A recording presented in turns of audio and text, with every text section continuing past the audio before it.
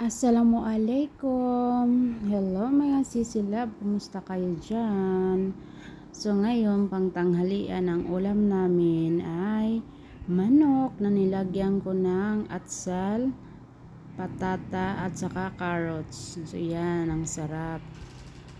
Favorito ng aking mga anak at saka favorite ko rin mga sisilab, ang sarap.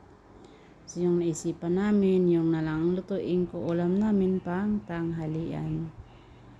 Yan, malapit na siya maluto mga sisilab. So, mikos-mikos tayo dyan. Hintay lang muna tayo. Malapit na maluto para makakain na tayo. Sipag-sipag lang tayo mga sis. Gagawa ng atin mga content araw-araw. Para meron tayong ma-post kasi para hindi naman mag-grade ang ating dashboard. So yan, sikap-sikap lang tayo talaga. Ganun talaga pag mga baguhan tayo. Huwag tayo mawala ng pag-asa kasi lahat ng pinaghirapan natin ay babalik din sa atin balang araw insyaAllah.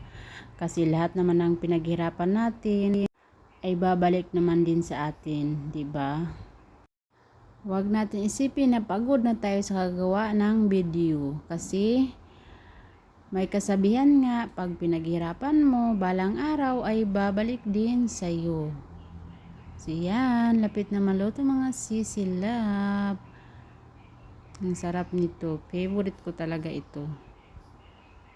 So yan mga sisi, takpan na natin, tapos yan, maluto na.